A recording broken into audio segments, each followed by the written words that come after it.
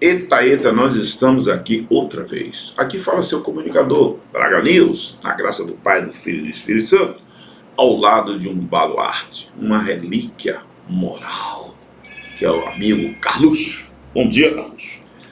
Bom dia, meu amigo. Obrigado pelas suas palavras elogiosas. Que Deus lhe abençoe. Mas os amigos são sempre assim, né? Só vê qualidades e glória a Deus, né? Que seja assim.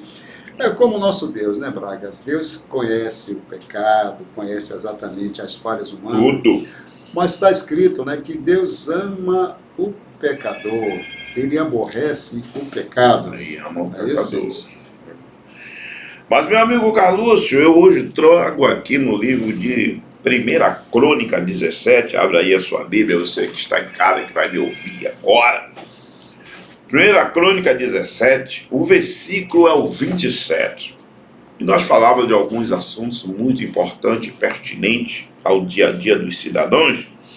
Mas aqui em 1 Crônica 27 diz: agora, pois fosse servido de abençoares a casa do teu servo, para que esteja perpetualmente diante de ti, porque tu, Senhor, o abençoaste, e ficará abençoada para sempre. Tu, Senhor, abençoaste, e ficará abençoada para sempre. Meus amigos, nosso corpo é templo e morada do Espírito Santo. Não cabe a mim ou a você, ou qualquer um, violar esse templo. Porque o Espírito Santo, Carlos, habita dentro de mim, de você e de todos nós, mas ele fica opaco se a gente não deixa ele brilhar e não dá oportunidade dele atuar. E nós falamos aqui a respeito das violações que os homens têm cometido com a natureza, com a beleza, com a mulher, com o homem, com todos os segmentos, porque não tem uma casa abençoada, que a casa é templo e morada do Espírito Santo, que somos nosso corpo. Então eu quero passar aqui a visão e a versão para um comentário espiritual desse grande Carluxo, secretário por diversos momentos, né, com muito zelo pela causa pública, porque os filhos de Deus, os servos de Deus, têm que honrar. E o filho que desonra pai e mãe, e para filho desobediente, Carlos, a vara de correção. É com você. Yuri Braga, o nosso Deus, ele é, diga assim, maravilhoso, né? A gente vê na Bíblia várias passagens, quando Deus se compromete, quando ele diz que vai fazer e ele faz, ele não toma de volta. O que Deus faz está feito, ele não toma de volta porque ele é Deus. E o versículo que você leu, né, em 2 Crônicas... 1 Crônicas, 17, verso 27, né? É capítulo 17, versículo 27. Isso. Onde está, né, e será abençoado para sempre. Porque quando Deus faz, ele faz para sempre, certo? Você pode, inclusive, recusar aquela bênção de Deus, você pode se rebelar contra aquela bênção de Deus, mas Deus não retira aquela bênção. Você percebe que ele se comprometeu com Davi. Davi foi um dos caras, diga assim, foi um dos escolhidos de Deus para governar o seu povo. Mas o que acontece com Davi? Davi cometeu muitos pecados. Um dos maiores pecados que ele cometeu foi exatamente matar o seu general para possuir a sua esposa, Betseba. E você percebe o seguinte, que grande pecado é esse, né? Ele cometeu 2 pecados que a Bíblia condena. Primeiro, um homicídio, porque quando ele enviou aquele general para a frente de batalha, o abandonando sozinho, já prevendo a sua morte, ele cometeu um homicídio. Ele sabia que aquele general morreria na frente de batalha. Depois ele cometeu o adultério, que a Bíblia também fala contra o adultério, né? E ele adulterou com a mulher, já tinha adulterado com a mulher do general, né, que era Betseba. Mas mesmo assim, o Senhor, quando ele se arrependeu daqueles atos, o Senhor já tinha se comprometido com ele.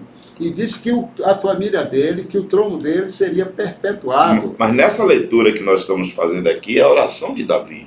Exatamente. Aqui é a oração de Davi. Porque no versículo 16, diz o seguinte: então entrou o rei Davi e ficou perante o Senhor, e disse: quem sou eu, Senhor Deus, e qual a minha casa que me trouxeste até aqui?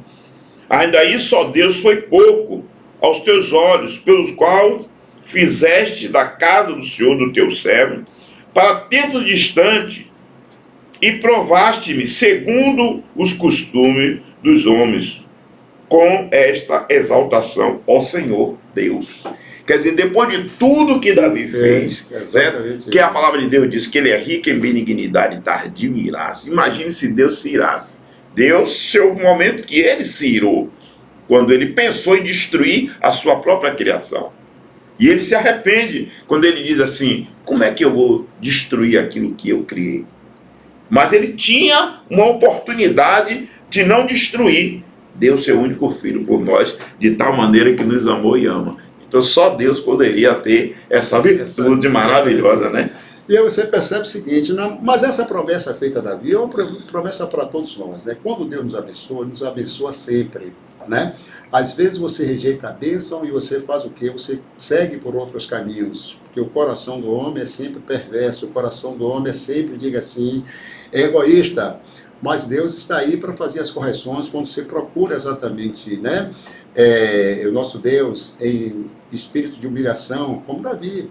Davi, segundo a Bíblia, foi o homem segundo o coração de Deus. Mas por quê?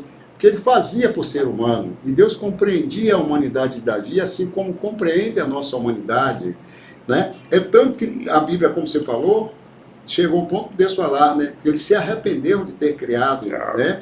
Mas ele se arrependeu, mas não destruiu, né? Ele teve o sentimento de arrependimento, mas não destruiu. Muito pelo contrário.